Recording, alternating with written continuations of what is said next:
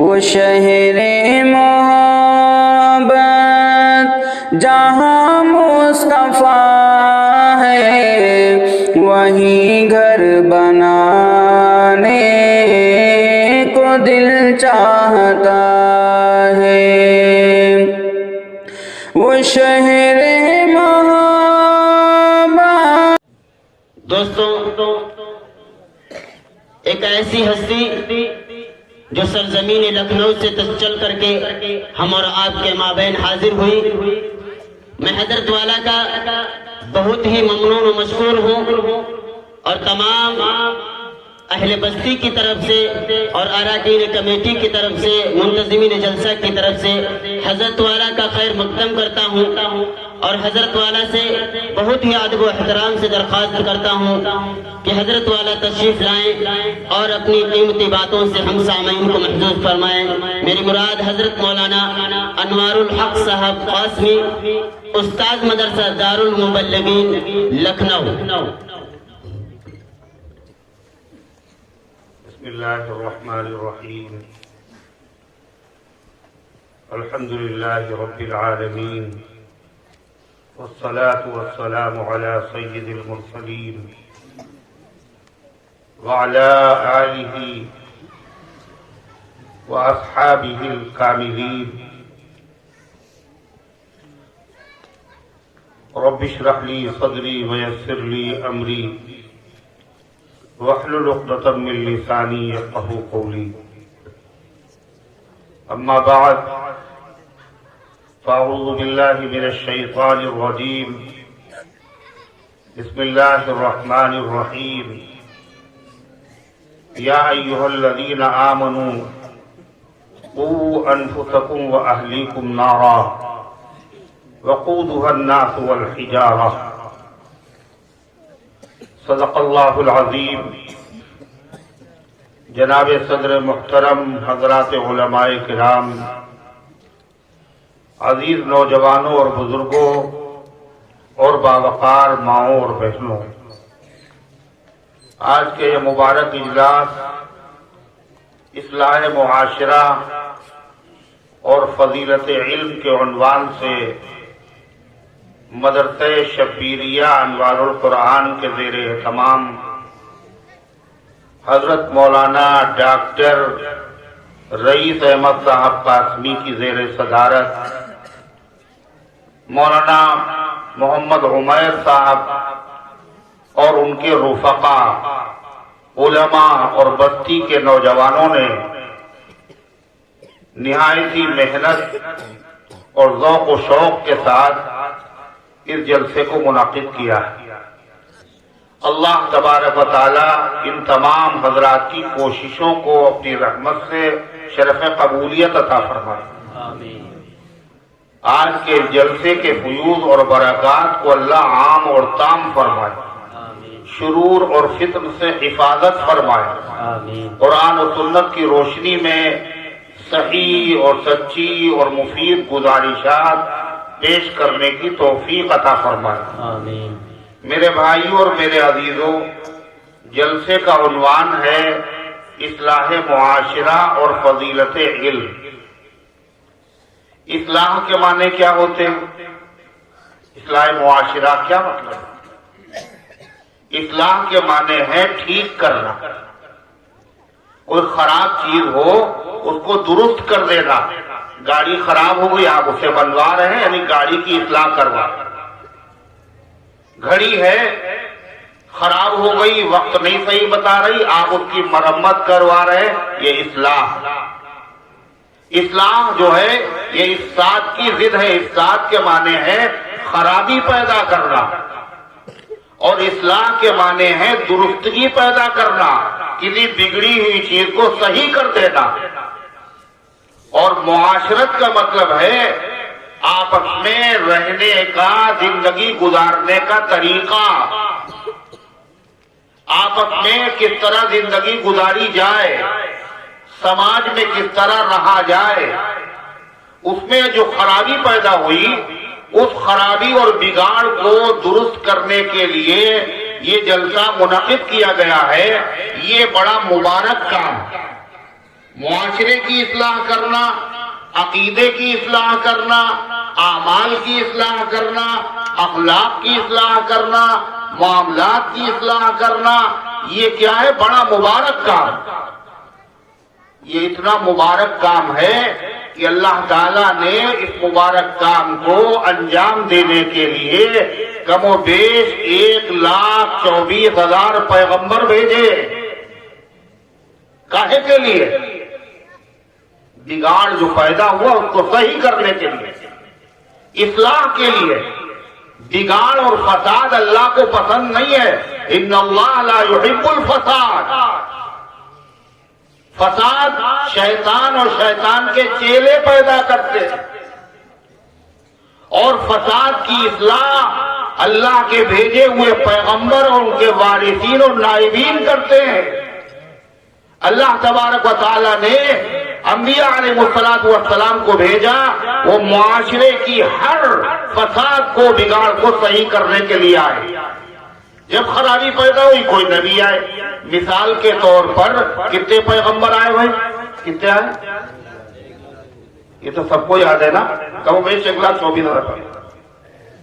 ان پیغمبروں میں ایک پیغمبر ہے، ان کا نام ہے حضرت شعیب علیہ السلام۔ سنا ہے نام؟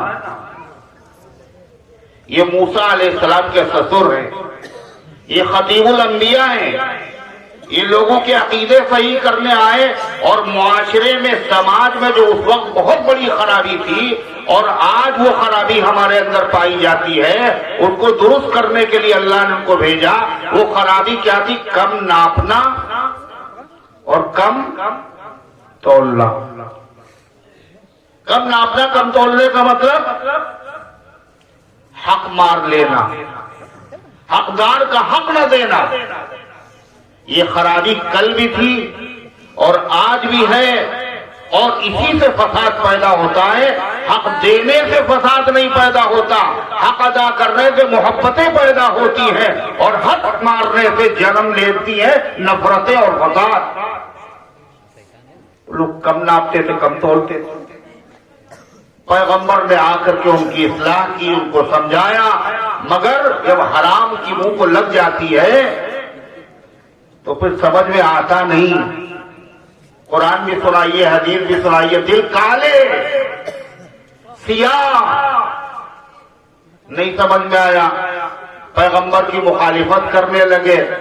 جب ایک وقت گزر گیا تو اللہ تعالیٰ نے ان مجرموں کو سزا دی، اور سزا بھی نرالی تھی۔ اللہ جب سزا دے تو سزا دینے کے لیے باقاعدہ پولیس والوں کو نہیں بھیجنا پڑتا۔ اللہ نے کیسے سزا دی؟ غور سے سنیے، باتیں نہ کیجیے ادھر۔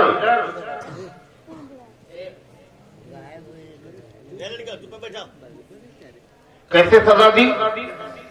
3 دن شدید گرمی پڑی، سخت گرمی، امس، نہ گھر میں چین نہ باہر چین، بچے، عورتیں، جوان سب بے چین و بے قرار۔ جب اللہ بے چین کرے تو چین کہاں ملے؟ شدید امس۔ 3 دن کے بعد دیکھا آسمان پہ بادل نظر آیا، کالا کالا، کالی کالی گھٹائیں۔ جلدی سے ہوا چلی، اپنا گھر چھوڑ دیا سب نے اور میدان میں نکل آئے۔ یہ خدا کے مجرم ہیں، خدا سزا دینے کے لیے بلا رہا ہے، نرالا انداز ہے۔ دیکھا بادل آ رہا ہے کالا کالا تو خوشی سے ناچنے لگے اور کہنے لگے ہاذا عارض ممطرنا، ہاذا عارض ممطرنا، یہ برسنے والا بادل ہے، ابھی برسے گا پانی اور ساری امت اور گرمی ختم ہو جائے گی اور سارے گھر بار چھوڑ کر بادل کے نیچے جمع ہو گئے۔ یہ بادل ہم لوگ دیکھتے نہیں دیکھتے، بادل گر کے آتا ہے، پانی برستا ہے، پہلے ٹھنڈی ہوائیں چلتی ہے، جب سب اکٹھا ہو گئے تو ہم تو دیکھتے ہیں بادل سے پانی برستا ہے، لیکن اس دن پانی نہیں برسا۔ جب سارے مجرم اکٹھا ہو گئے تو آسمان سے شعلے برسے، انگارے برسے۔ جو خدا پانی برساتا ہے وہ خدا شعلے بھی برسا سکتا ہے۔ سارے برباد ہو گئے، تباہ و غارت ہو گئے۔ جب فساد پیدا ہوا اس کی اصلاح کے لیے نبی آتے رہے، آخر میں ایک نبی آئے، ان کا نام ہے حضرت عیسیٰ علیہ السلام، انبیاء بنی اسرائیل کے آخری نبی۔ اصلاح کر کے رخصت ہو گئے۔ پھر 500 سال تک کوئی دوسرا نبی نہیں آیا۔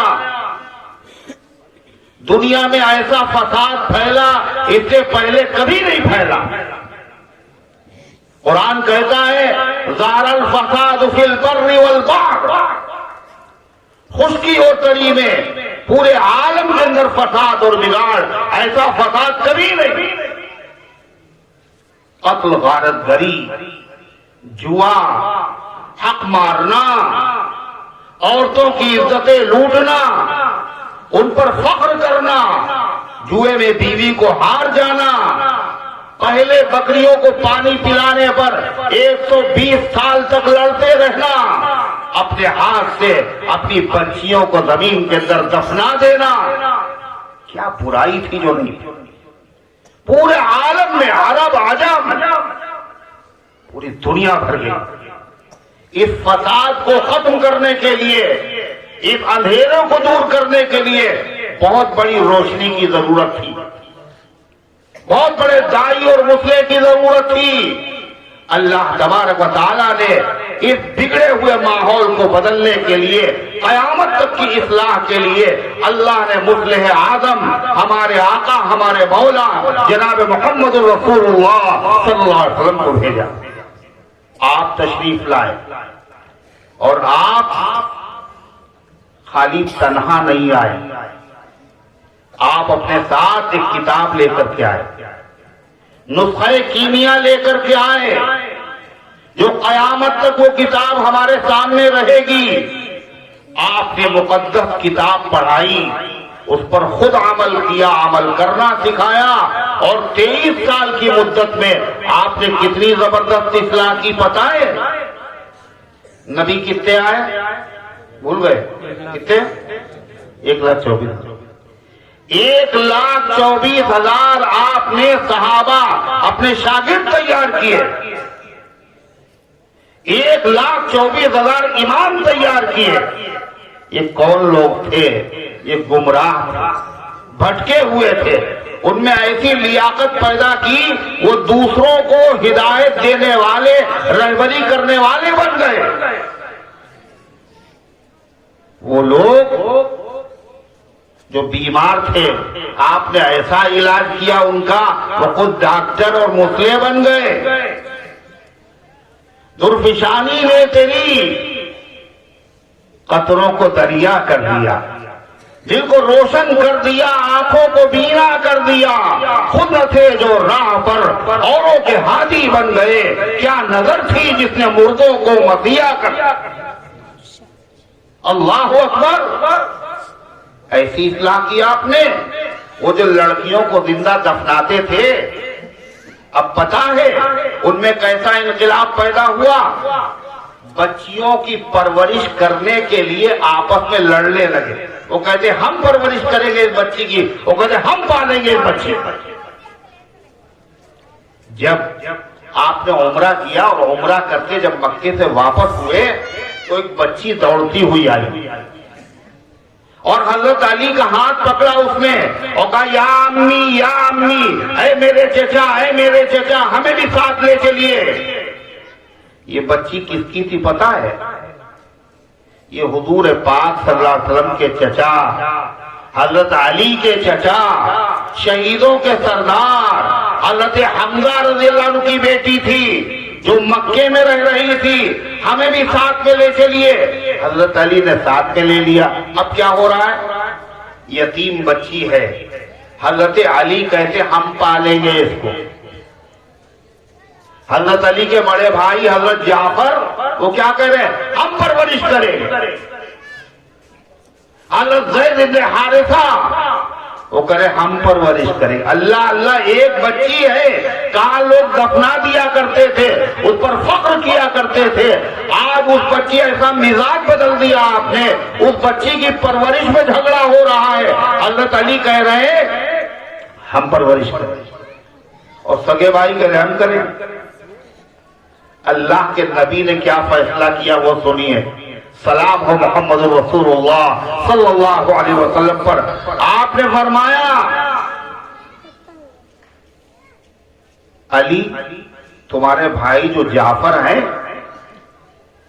ان کے نکاح میں اس بچی کی خالہ ہے, اس بچی کی خالہ ہے. حضرت جعفر کی بیوی حضرت حمزہ کی بیوی بہن ہے, اور خالہ ماں کے درجے میں ہوتی ہے. لہذا پرورش کا ان کو حق حاصل ہے. حضرت جعفر کو دے دیا. حضرت علی سے کیا کہا, علی تمہارا مجھ سے تعلق ہے اور میرا تم سے تعلق ہے. حضرت حسن سے کیا, حضرت زید سے کیا کہا, اخونا و مولانا, تم ہمارے سردار ہو, ہمارے بھائی ہو. جعفر سے کہا اشباط خلقی و خلقی, تم میری شکل میں مشابہ ہو اور سیرت میں مشابہ ہو. حضور پاک صلی اللہ علیہ وسلم بچی حضرت جعفر کے حوالے کر. حالانکہ اس بچی کی پھوپھی زندہ تھی. پھوپھی کون اس بچی کی, حضرت حمزہ کی بہن, حضرت حمزہ کی بہن. اور حضرت حمزہ کی بہن کون ہے, حضرت صفیہ. پھوپھی کے ہوتے ہوئے آپ نے پرورش کا حق کس کو دیا, خالہ کو دیا. یہ وہ روشنی ہے. جھگڑے مت کرو. ہم بچی خدا نخواستہ طلاق ہو گئی, پھر دیکھیے کیا ہوتا. بچی کا حال خراب. وہ کہتے ہم پرورش کرتے, وہ کہتے ہم پرورش کریں گے. کشاکش پیدا ہو رہی ہے, کچھ نہیں. اللہ کے نبی صلی اللہ علیہ وسلم نے اس طرح اصلاح کی. ایک آدمی اپنی بیوی کو طلاق دیتا تھا کتنی پتہ ہے, 100 طلاق,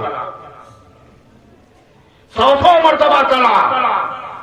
آپ نے اصلاح کی اور آپ نے فرمایا تمام حلال چیزوں میں سب سے زیادہ اللہ کو اگر کوئی بری چیز لگتی ہے وہ طلاق. جب کوئی آدمی بلا ضرورت لفظ طلاق اپنی زبان سے نکالتا ہے عرش الہی تھر تھر کپکپانے لگتا ہے. طلاق معاشرے میں فساد ہے, بگاڑ ہے. اس کی وجہ سے صرف شوہر بیوی نہیں, نسلیں برباد ہو. نبی کریم صلی اللہ علیہ وسلم کے پاس ایک صحابی آئے, اور سے سننے سے تعلق رکھتی بات. کہنے لگے اے اللہ کے رسول میری بیوی جو ہے وہ بہت خراب ہے, اس میں یہ خرابی ہے, اس میں یہ خرابی ہے, اس میں یہ خرابی ہے, اس میں یہ خرابی ہے, اس میں یہ خرابی ہے.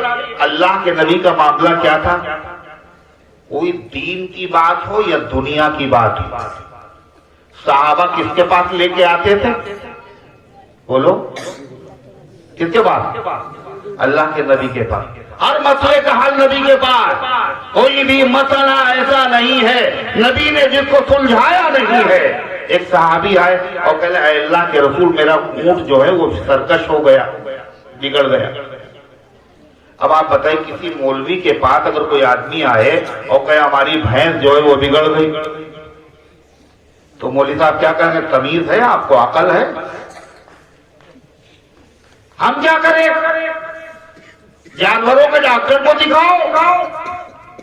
وہ اللہ کے نبی کے پاس آئے, حضور میرا اونٹ بگڑ گیا, وہ کاٹنے کے لیے دوڑتا ہے. سلام ہو محمد رسول اللہ صلی اللہ علیہ وسلم پر. آپ نے فرمایا چلو چلو,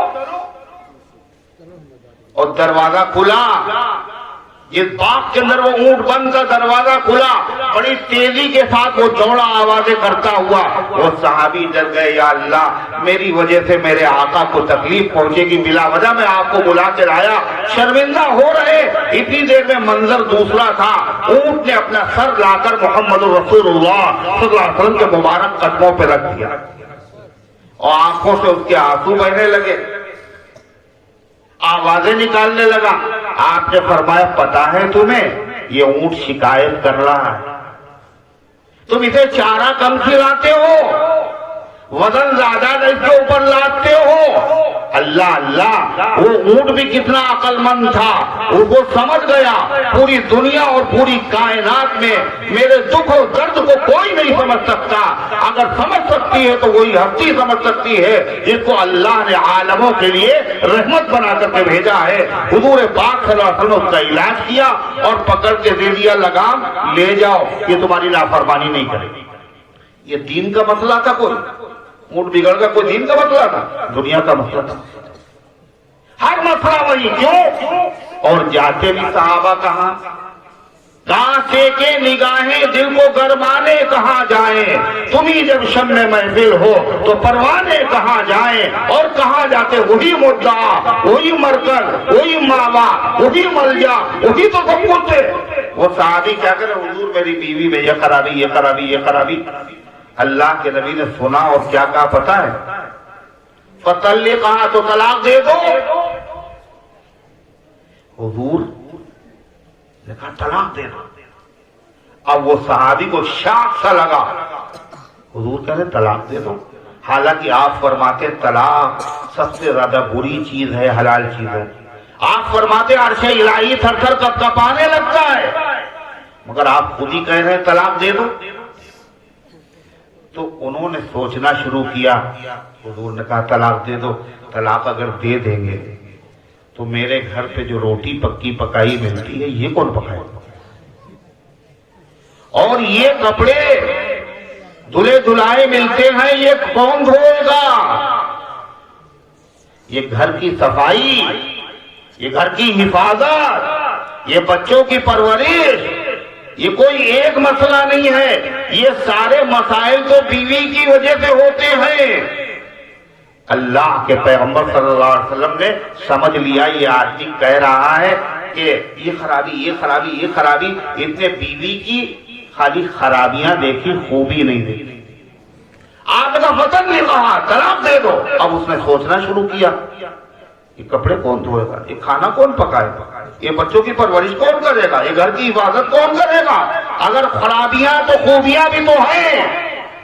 عرض کیا یا رسول اللہ، ہم بغیر اپنی بیوی کے صبر بھی تو نہیں کر سکتے۔ آپ نے بولا تو کیوں دو گے طلاق؟ یہ کیا ہے؟ یہ اصلاح ہے۔ جناب محمد رسول اللہ صلی اللہ علیہ وسلم کی طلاق کی نوبت آئی کیوں؟ اس لیے اس کی نوبت اس لیے آئی کہیں گڑبڑی ہوئی ہے۔ طلاق کس کو دی جاتی؟ جس کو نکاح ہوا ہے نا، جس سے نکاح نہیں ہوا اس کو طلاق دیں گے، ہو جائے گی؟ نہیں ہو۔ طلاق کی نوبت کیوں آئی؟ نکاح جو ہوا ہے اس میں گڑبڑی ہوئی۔ اس میں کیا گڑبڑی ہوئی صاحب؟ نکاح تو سنت ہے، بے شک ہے، مگر نکاح سنت ہے، نکاح کرنے کا طریقہ جو سنت ہے، نبی کا طریقہ ہے، وہ طریقہ کہاں ہے ہم لوگوں میں؟ اللہ کے نبی صلی اللہ علیہ وسلم نے خود نکاح کیے۔ کتنے نکاح کیے بولو؟ اب سوچ رہے کتنے بتائیں؟ ارے بولو نا۔ 11 نکاح کیا، 4 بیٹیاں آپ کی، ان چاروں بیٹیوں کا نکاح کیا۔ تو کیسے نکاح کیا؟ جیسے ہم لوگ کر لو۔ اللہ کے نبی کی بیٹی سے زیادہ عزت والی، عظمت والی کسی کی بیٹی نہیں ہو سکتی۔ حضرت فاطمہ زہرا کا نکاح، کتنی بڑی بارات تھی، 5 ماروتیاں اور 6 بسیں، اتنی بڑی بارات۔ اللہ کے پیغمبر صلی اللہ علیہ وسلم اپنی بیٹی کا نکاح کر رہے ہیں، اور کیا کہا آپ نے؟ یا انس ادعو لی ابا بکر و عمر و عثمان و طلحہ و زبیر و بعددہم من الانصار۔ گنو، گنتی انگلی پہ گنو۔ انس جاؤ بلا لاؤ، ابو بکر کو بلاؤ، عمر کو بلاؤ، عثمان کو بلاؤ، طلحہ کو بلاؤ، زبیر کو بلاؤ. کتنے ہوئے؟ کتنے ہوئے؟ 5. وَبِعَدَدِهِمْ مِنَ الْأَنصَارِ، اور اتنے ہی 5 صحابی انصار صحابہ کو بلا لو. یہ ہے نبی کی بیٹی، اس کا نکاح ہو رہا. کتنے آدمی ہیں؟ 10. اور اس کے بعد جہیز. کیسا جہیز؟ آپ کی بیٹیاں کتنی ہیں؟ ایک ہی بیٹی کیا؟ 4 بیٹیاں ہیں. جہیز کا ذکر ہے تو فاطمہ زہرا کے جہیز کا ذکر ہے، باقی 3 بیٹیوں کو جہیز نہیں دیا. باپ کو چاہیے اپنی تمام اولادوں میں برابری کا معاملہ کرے. آپ نے جو کہا وہ کر کے دکھایا. زینب کے جہیز کا ذکر نہیں، رقیہ کے جہیز کا ذکر نہیں، ام کلثوم کے جہیز کا ذکر نہیں. کیا بات؟ بڑی بیٹی زینب کا جن سے نکاح کیا حضرت ابو العاص رضی اللہ عنہ، وہ خود صاحب حیثیت آدمی سے کچھ نہیں دیا. حضرت خدیجہ رضی اللہ عنہا نے اپنے ہار دیا تھا اپنی بیٹی کو. رقیہ اور ام کلثوم کا نکاح حضرت عثمان غنی سے ہوا. کوئی جہیز کی ضرورت نہیں. حضرت علی، حضرت فاطمہ زہرا کا نکاح حضرت علی سے. کیسے نکاح ہوا؟ حضرت علی کا پتہ ہے؟ حضرت علی کو پالا ہے اللہ کے نبی نے. ان کا کوئی گھر نہیں ہے، نیا گھر بسانا ہے. نئے گھر میں رہنے کے لیے چارپائی ہونا چاہیے، پانی کا انتظام ہونا چاہیے، گدا تکیا ہونا چاہیے، اور آٹے کے لیے پیسنے کے لیے چکی ہونا چاہیے.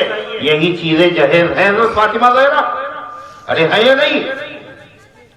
اور یہ بھی اپنے گھر سے نہیں. حضرت علی سے فرمایا تمہارے پاس جو زرہ ہے اس کو بیچو. حضرت علی نے زرہ بیچ ڈالی. حضرت عثمان غنی نے خریدی. حضرت صدیق اکبر سے کہا جاؤ اور فاطمہ کے لیے ضروری سامان لے کر کے آؤ. انس تم بھی جاؤ. ابو بکر جس کو پسند کرے اس کو لینا اور جس کو ناپسند کرے تو نہ لینا. اللہ کے نبی نے بتایا ابو بکر کو وہ جو پسند ہے وہی محمد رسول اللہ صلی اللہ علیہ وسلم. پھر جہیز دیا گیا. کیا ہے؟ تکیہ ہے. اور اس کے بعد کیا؟ تکیے کو کیوں نصیب نہ ہو سر بلند دیا. حضرت نے فاطمہ کو دیا تھا جہیز میں. کیسا تھا تکیہ؟ جیسے ہمارے وہاں جلب کے گدے تھے، کھجور کی کھال چھال بھری، چکی، مشکیزہ. یہ معمولی تھا جہیز. کیوں صاحب؟ اللہ کے نبی اس سے بڑا جہیز نہیں دے سکتے. بولو نہیں دے سکتے. غریب آدمی ہوں گے حضور. میاں ساری دنیا کھا رہی ہے نبی کے صدقے میں. اللہ کے نبی کے غلاموں کے پاس جو کچھ ہے یہ سب نبی کا صدقہ ہے. اللہ کے پیغمبر اگر چاہتے تو ایسا جہیز دیتے، ایسا جہیز دیتے. بڑے بڑے تاجداروں نے اور بادشاہوں نے خواب کے اندر بھی نہ دیکھا ہوتا. جنت سے حضرت فاطمہ زہرا کا جہیز آتا، قالینیں آتی، زیورات آتے، اور ان کو سنوارنے کے لیے جنت سے حوریں آتے. مگر اللہ کے پیغمبر سارے عالم کے لیے رحمت بن کر کے آئے ہیں. اس طرح آپ نکاح کر رہے ہیں، غریب بھی کر لے، یتیم بھی کر لے، بیوہ کا بھی نکاح ہو جائے، ہر طبقے کے لوگ اس سنت پر عمل کر سکے. اس لیے حضور پاک صلی اللہ علیہ وسلم نے اتنا مختصر سا سامان دیا تھا. آج کیا ہے صاحب؟ بارات. اور بارات سے پہلے منگنی. اچھا منگنی بھی ہوئی تھی کیا؟ یہ بھی رسم ہے. مانجھا، منگنی، لمبی بارات، اور پھر اس میں کیا ہے؟ انگوٹھی پہنائی جا رہی ہے نوشے میاں کو. اور انگوٹھی کاہے کی ہے؟ پیتل کی یا تانبے کی؟ کاہے کی؟ ارے بتاؤ نا. کاہے کی پہنائی جاتی ہے؟ سونے. اور اگر چاندی کی پہنا دے کوئی تو غصہ ہو جائیں گے. پتا ہے تمہیں یہ سونے کی انگوٹھی مردوں کے لیے پہننا حرام اور ناجائز ہے؟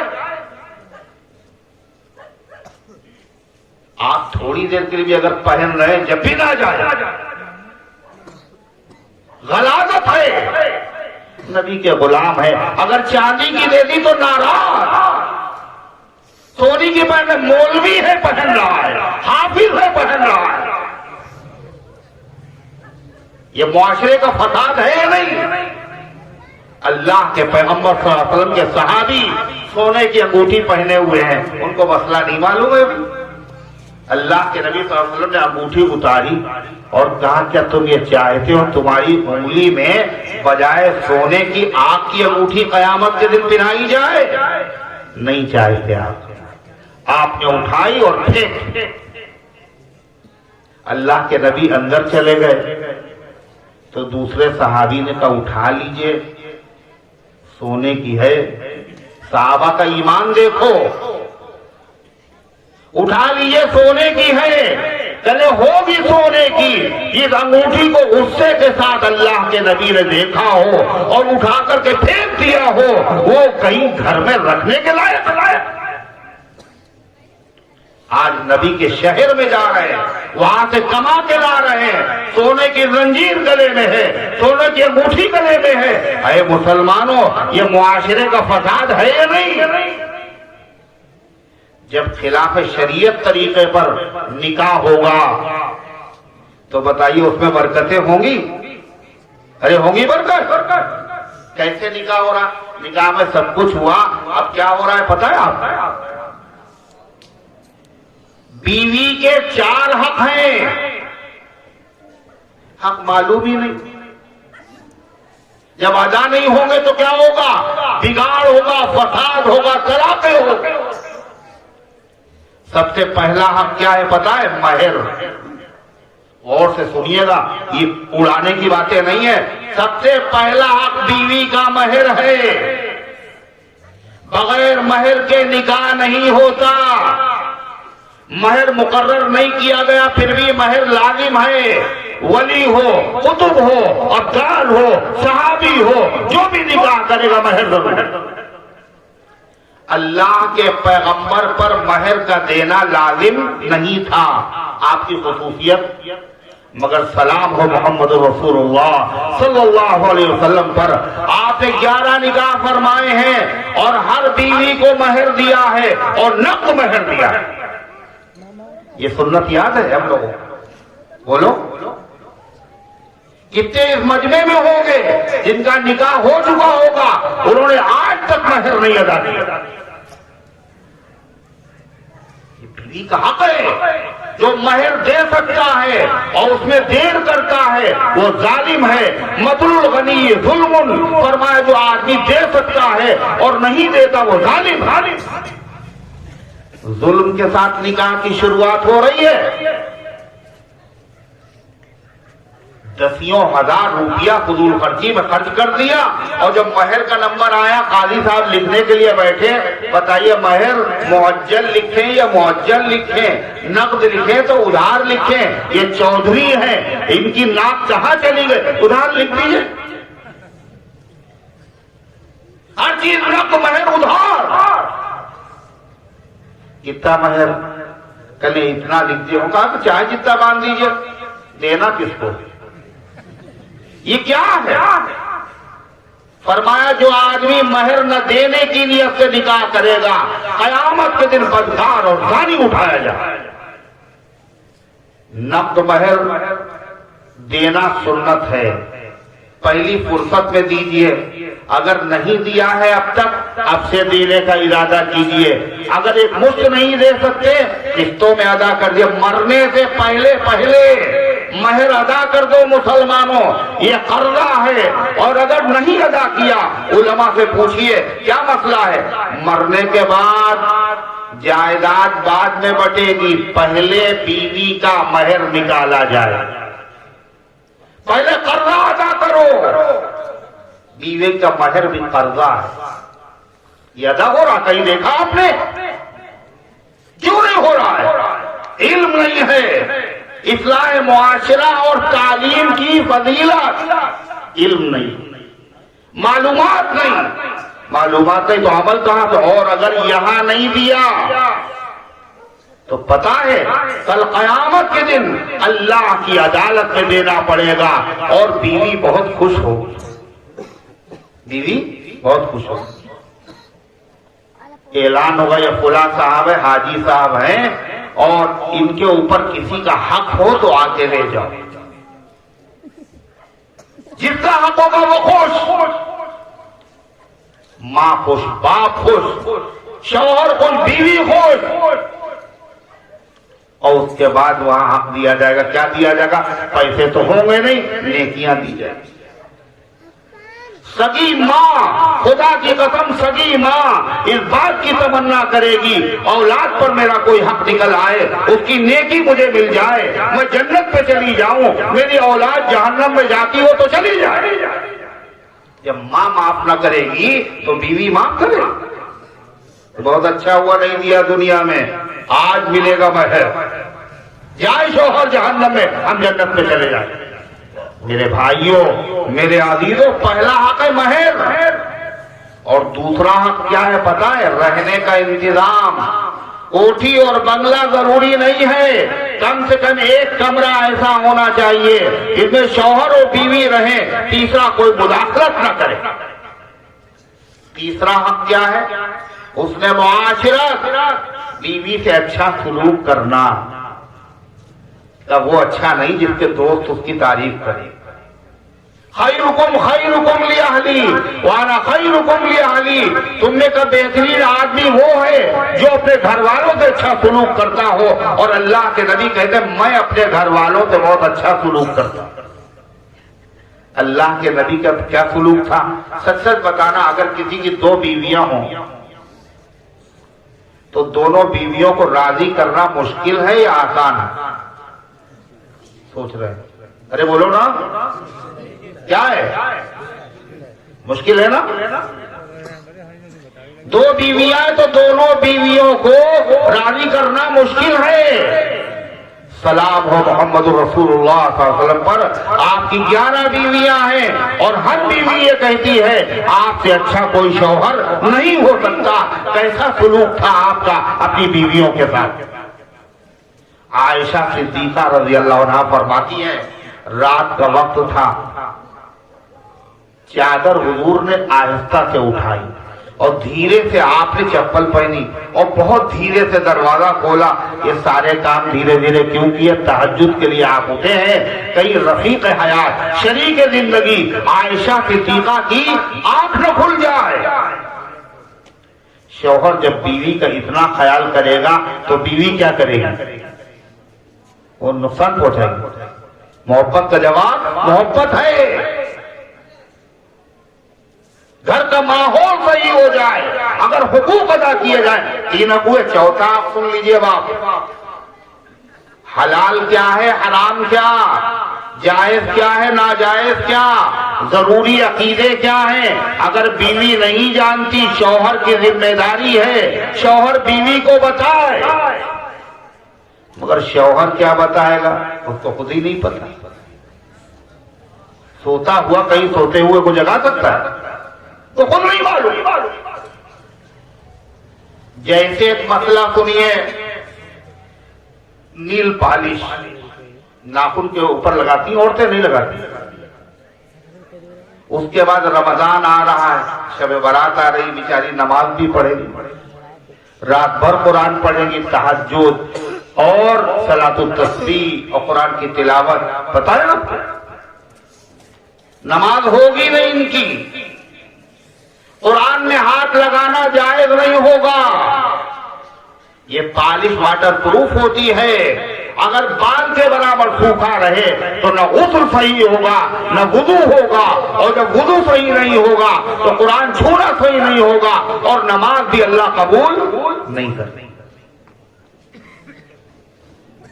نوجوان ہمارے آج کل کیا کر رہے ہیں؟ چھلے پہنے ہوئے، پیتل کا چھلا، تانبے کا، मर्दों के लिए 4.5 माशा चांदी की अंगूठी के अलावा कुछ जायज नहीं है। और अंगूठी बीवी पहने या शौहर पहने, वो अंगूठी इतनी तंग है अगर पानी नहीं पहुंचा तो वुजू नहीं होगा। और अगर अच्छा इंतकाल हो गया, ये बताओ, नमाज नहीं पढ़ती, ठीक, औरत नमाज नहीं पढ़ती, मर्द नहीं पढ़ता, मरना है नहीं, ये बताओ। अरे मरना है नहीं, कोई नहीं मरेगा, कोई बचा है? कहाँ है तारा, कहाँ है रुस्तम, कहाँ है सोरा? मिटे नामियों के निशा कैसे कैसे, जमीन खा गई आसमां कैसे। नहलाया जा रहा है, अब अंगूठी में छल्ला इसका पहने हुए, मसला मुझसे पूछ रहे हैं, नहला रहे मैयत को, एक छल्ला पहने हुए थे लोहे का, अब वो उतार रहे, उतर नहीं रहा। जब उतरेगा नहीं तो पानी कैसे पहुंचेगा अंदर, नहाया गुस्ल कैसे सही होगा? हमने कहा साबुन लगा लो, पहले साबुन लगा चुके। किसी से कहो काटे उसको, का सुनार को बुलाया है और वो काटने की कोशिश करो, कट भी नहीं रहा, ऐसे दफना दो। ये नील पालिश लगी हुई है, मरने के बाद नहलाया जाएगा, पहले इसको छुड़ाओ फिर नहलाओ, तब नहाना सही हो। कितने नौजवान आजकल बाल, उनकी कटिंग देख रहे हैं आप, नमाजी है, आधे मुंडे हुए और आधे सही, और नमाजी है वो। क्यों ऐसे बाल रखे हुए पता है आप? उसको पता नहीं, इल्म नहीं है। अल्लाह के रसूल सल्लल्लाहु अलैहि वसल्लम ने ऐसे बाल रखने से मना फरमाया, मना फरमाया। मुसलमानों, मुआशरे की फसाद, अकायद का फसाद, मामलात का फसाद, नमाजों की खराबी, इबादत की खराबी, इन तमाम खराबियों की बुनियाद क्या है? लाइल्मी और जिहालत। मसला मालूम नहीं, अगर मालूम होता तो यह हाल नहीं होता। अब कुछ लोग कहेंगे मौलाना ने बीवियों को तो इतने हक बता दिए और मर्दों का तो कुछ हक बताए। अल्लाह के नबी ने सबके हक बताए हैं, आपने हक क्या बताया मर्दों का? कूदे में दरिया बंद कर दिया, अल्लाह के अलावा किसी के आगे सर झुकाना जायज नहीं। अगर मैं हुक्म देता, इजाजत होती तो मैं औरत से कहता शौहर के आगे सजदा करे। आपने सिर्फ शौहर का नाम लिया, न बाप का लिया है न पीर का लिया है। आपने ये बता दिया एक औरत पर अल्लाह उसके रसूल के बाद सबसे बड़ा हक अगर किसी का होता है तो उसके शौहर को। ये रस्में तरह तरह की, मामलात की खराबी, इबादत की खराबी, लेन देन की खराबी, इन तमाम खराबियों की बुनियाद क्या है पता है? इल्म नहीं है, जिहालत, लाइल्मी है। इसीलिए इल्म की फजीलत साथ में उन्वान रखा गया, इस्लाह मुआशरा और इल्म की फजीलत। जैसे वो डॉक्टर साहब के पास एक बड़े मियाँ गए और जाने के बाद बड़े मियाँ ने कहा डॉक्टर साहब मुझे खांसी बहुत आती रात में। तो डॉक्टर साहब का बुढ़ापे की वजह से। कल सुनिए तो डॉक्टर साहब रात में नींद भी नहीं आती, कहने ये भी बुढ़ापे की वजह से। डॉक्टर एक बात और सुनिए, जोड़ों में बहुत दर्द होता है, कहने ये भी बुढ़ापे की वजह से। उस बूढ़े को बहुत गुस्सा आया, उसने डॉक्टर के एक घंटा मारा, कहा दवा हवा कुछ नहीं है तुम्हारे पास, हर बात के जवाब में बुढ़ापे की वजह से। डॉक्टर मुस्कुराया और कहने लगा ये भी बुढ़ापे की वजह। अगर आप कटिया न गए होते तो मारते थोड़ी। जैसे वो डॉक्टर ये बता रहा है हर बीमारी का सबब बुढ़ापा है, ऐसे मुसलमानों हर फसाद का सबब अकीदे का फसाद, अखलाक का फसाद, आमाल का फसाद, मुआशरे का फसाद, नौजवानों का फसाद, औरतों का फसाद, बुजुर्गों का फसाद, ये सब फसाद की जड़ और बुनियाद क्या है? लाइल्मी और जिहालत, इल्म नहीं। اس کا علاج کیا ہے پتہ ہے آپ کو؟ زندگی کا علم نہیں اور مرنے کے بعد کبھی تو مرنے سے پہلے کی بات بتائیں، مرنے کی بات کی ایک بات سن لیجئے.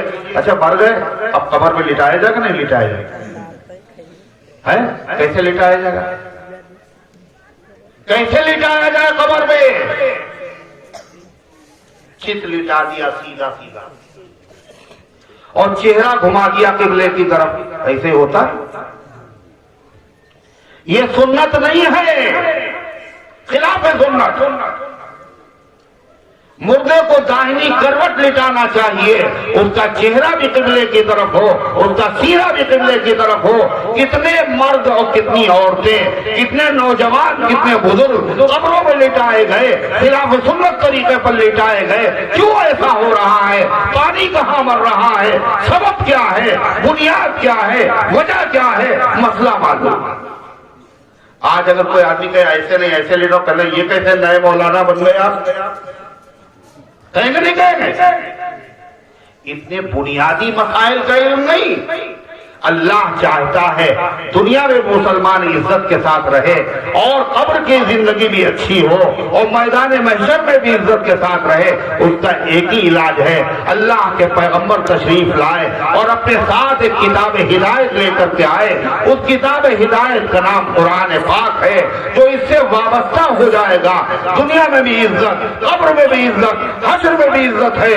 اور جو اس سے دور رہے گا دنیا میں بھی وبال ہے، قبر میں بھی مصیبت ہے، میدان محشر میں بھی ذلت ہے. میرے بھائیوں، اس کتاب کو پڑھنے سے کیا ہوگا؟ کاروبار نہیں چلتا، فاقے ہو رہے ہیں. کیا سورہ واقعہ پڑھ؟ قبر میں گئے، اللہ کرے کیڑے ہمارا جسم نہ کھائیں، مگر میاں اپنے بچے کو حافظ بنا دو. خود بنتے بہت اچھا تھا، اپنے بچے کو بنا دو، قبر اس کے جسم کو نہیں کھائی. کھاؤ طرف اپنے حال پر، اپنی اولاد کے حال پہ کھاؤ. سورہ ملک پڑھو، قبر کے عذاب سے حفاظت ہو. اللہ قرآن میں کیا کہہ رہا ہے؟ مسلمانوں تم عام لوگوں کی طرح نہیں ہو، تم ایمان والے ہو، تمہاری ذمہ داری ہے. اللہ چاہتا ہے تم دنیا کے اندر بھی فلاح یاب ہو اور آخرت کے عذاب سے اپنے آپ کو بچا لو. یا ایھا الذین آمنوا قوا انفسکم واہلیکم نارا. اے ایمان والو، اے ایمان والیو، اپنے آپ کو بچاؤ، اپنے گھر والوں اور اولاد کو جہنم کی آگ سے بچاؤ. اس آگ کا ایندھن انسان. کون ایندھن بنے گا؟ جو اللہ اس کے رسول کے حکموں پر عمل نہیں کرے گا وہ اس کا ایندھن بنے گا. اللہ اس کے رسول کے حکموں کو جاننا، قرآن میں کیا لکھا ہے، اللہ کا کیا حکم ہے، یہ ہمیں کیسے پتا چلے گا؟ خود بھی جانیں، اپنی اولاد کو جنوائیں. غسل کا طریقہ، مرنے کے بعد کیسے نہلایا جائے، کیسے قبر میں لٹایا جائے جس سے قبر میں حفاظت ہو، وہ سب کو جانا نہیں جانا. اس کا علاج کیا ہے؟ مدرسہ. الحمدللہ یا مدرسہ انوار القرآن اور پورے علاقوں میں بہت سارے مدرسے قائم ہیں. یہ نیا مدرسہ اور اس کے اندر جو ہے وہ حفظ قرآن کا بھی انتظام اور اس کے علاوہ عربی فارسی کی تعلیم کا بھی انتظام اس میں ہوگا اور 3 استاد پڑھا بھی رہے ہیں. لہذا آپ حضرات کی ذمہ داری خود تو نہیں پڑھے مگر اپنی اولاد کو پڑھائیں گے بھائی انشاءاللہ. باپ سگنیچر نہیں کرنا جانتا، رکشہ چلا رہا ہے، پیٹ کاٹ رہا، میرا لڑکا سگنیچر کرنا چاہتا، رسوا نہ ہو. قبر کا انتظام دنیا آخرت کی کامیابی کے لیے اپنے بچوں کو داخل کریں اس مدرسے میں، غنیمت سمجھے. اور جہاں مدرسہ قرآن ہوتا ہے اللہ اس کی برکت سے پوری بستی کے اوپر رحمتوں کی برسات کرتا ہے. اللہ کے نبی نے کیا فرمایا؟ 3 چیزیں کر لو مسلمانوں. کیا کیا؟ یا تو عالم بن جاؤ، سب لوگ تو عالم نہیں بنے گے. کیا علم سیکھنے والے بن جاؤ، سب تو نہیں بن پائیں گے. کیا محبت کرنے والے بن جاؤ. جو مدرسہ ہے مدرسے سے محبت کرو، مدرسے والوں سے محبت کرو، اس کو سیچو، اس کو سنوارو اور انشاءاللہ یہی آخرت کا ذریعہ بنے گا اور یہی انشاءاللہ عذاب قبر سے اور عذاب جہنم سے نجات کا ذریعہ بنے گا. آخری بات میں کہہ رہا ہوں، जन्नतियों की सफ़े बनी होगी मैदान महशर में और जहन्नमियों इतनी देर में जहन्नमियों के सफ से एक आदमी निकलेगा और जन्नती की जो सफ है उसमें उस आदमी की आस्तीन पकड़ ले और कहेगा मियां आपको तो जन्नत मिल गई, मेरी सिफारिश कर दी, हम भी जन्नत पे चले जाए। फिर वो कहेगा पता है आपको, आप हमारे गांव से एक मरतबा निकले थे, मुझे नहीं जानते, नमाज का टाइम था, वुजू के लिए पानी नहीं था आपके पास, आपने पानी मांगा, हमने एक लोटा पानी आपको दिया था वुजू करने के लिए, याद आया? कहा याद तो आ गया, तुम्हारा काम बन गया, मेरे लिए सिफारिश करो, मेरा भी काम बन जाए।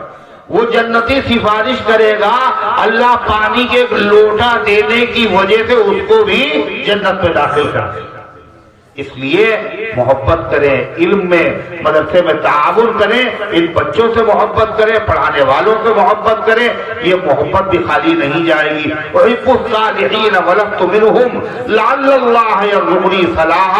मैं नेक तो नहीं मगर नेक लोगों से मोहब्बत करता हूँ और अल्लाह ताला इस मोहब्बत की बरकत से इंशाअल्लाह ताला उन्हीं के साथ हश्र होगा जिनसे मोहब्बत की। अलमर उमामन अहबब्ता। अल्लाह ताला इन गुजारिशात को कबूल फरमाए, अमल करने की तौफीक अता फरमाए। आप हजरात ने अभी मौलाना मुस्लिहुद्दीन साहब की तकरीर समाअत फरमाई और उसके बाद हजरत मुफ्ती मोहम्मद